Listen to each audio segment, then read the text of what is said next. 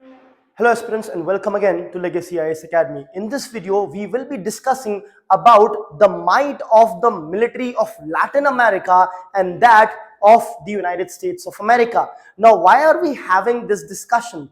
This is subsequent to the fact that United States of America or on Donald Trump's directions has captured the president of Venezuela. So presently, of course, Venezuela is having no president whatsoever because he has been captured by United States of America. And not just that, subsequent to this capture, Donald Trump has said that United States of America is now going to enter Venezuela and its companies are going to enter Venezuela and its oil industries. So basically, in one way, they are going to capture all the oil fields and benefit out of Venezuela in the name of eradicating drug trafficking from Venezuela. Now, it doesn't just end there. Subsequent to that, USA or Donald Trump has again threatened. Now, he has threatened other South American or you can say the Latin American countries as well. As a result of which, we will see how well prepared the other countries or Latin America in totality is with respect to USA and its military might. So we'll have a comparison of USA military vis-a-vis Latin American military and see as to which military can come on top. So let's get started with this lecture. So the backdrop is about the former president of Venezuela. We are calling it former president because of course now there is no government as such in Venezuela. So USA has basically captured Venezuelan president, or you can argue that he's still the president of Venezuela. So he was captured, subsequent to which Donald Trump has further threatened Colombia, Cuba and Mexico. So here is Mexico, which shares a border with United States of America. And you have Cuba here again, the Cuban Missile Crisis, etc. So historically also USA has interfered with these countries previously as well. Then you have Venezuela, whose president has been captured, as well as Colombia. So this is the Latin American region, not of course the entire South America, the Latin American region which has been threatened by the United States of America. Now, what was the justification cited by USA? The justification that was cited was drug trafficking. USA is saying that Venezuela is doing drug trafficking, as a result of which we need to enter there and make it all right.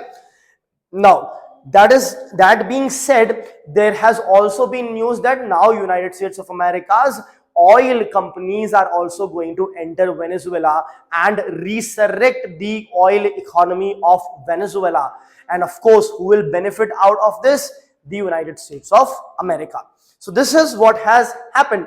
And if you look at it, this is a historical pattern in the manner in which USA keeps on interfering in Latin America and even elsewhere, for example, West Asia or Middle East. So if you look at the examples, some of the examples like the Banana Wars, which was said to be fought for protecting US corporate interests. Then having the good neighbor policy wherein they pledged non-intervention, but this is anything but non-intervention. Then you have of course the Cold War era, in which CIA played a very important role. Then you had the Panama invasion, wherein the USA invaded Panama, so under Operation Just Cause, removal of Manuel Noriega. Now again, that has been sort of a blueprint of United States of America, that they have entered various places, dismantled it, disrupted it in the name of bringing in democracy in that region, so on and so forth. This is just the part of it that we are talking about. There has been other countries that have also been affected, for example, Iran, for example, Iraq. In fact, the entirety of Central Asia has been impacted by the United States of America. Now let us understand the power dynamics and compare these militaries. So militaries of USA on one side and the rest of the military combined on the other side. So if we look at the military of USA, there is a sheer power asymmetry in favor of USA military, because USA's military is considered to be one of the strongest military of the world. Does that mean their personnel as such are way superior? No, that is not the case. Military power is a combination of the number of people you have, the type of equipment you have, the technological advancement you have. So adding all this up, on an average, everything else remaining constant, USA has the world's strongest military. One big reason is a huge amount of expenditure that they do in military. So that is $1 billion, right? Close to $1 billion, which is 3.1% of the GDP. Now this $1 billion, imagine, see, India's GDP is around $4.2 trillion, right? So this $1 billion is more than, at least it is more than 20%, close to 25%, or you can say 20% conservative figure. It is 20% of India's GDP. If you look at it in another perspective, USA spends on its budget, it's the top spending country on its defense budget. Its budget spending on defense is more than the next 10 top countries. So that is the amount of expenditure we are talking about. So military expenditure exceeds combined budgets of next top countries. As I said, they have overwhelming superiority in air power, naval, armored forces, global force projection as well. The armory etc. of USA is quite superior, giving it a huge advantage.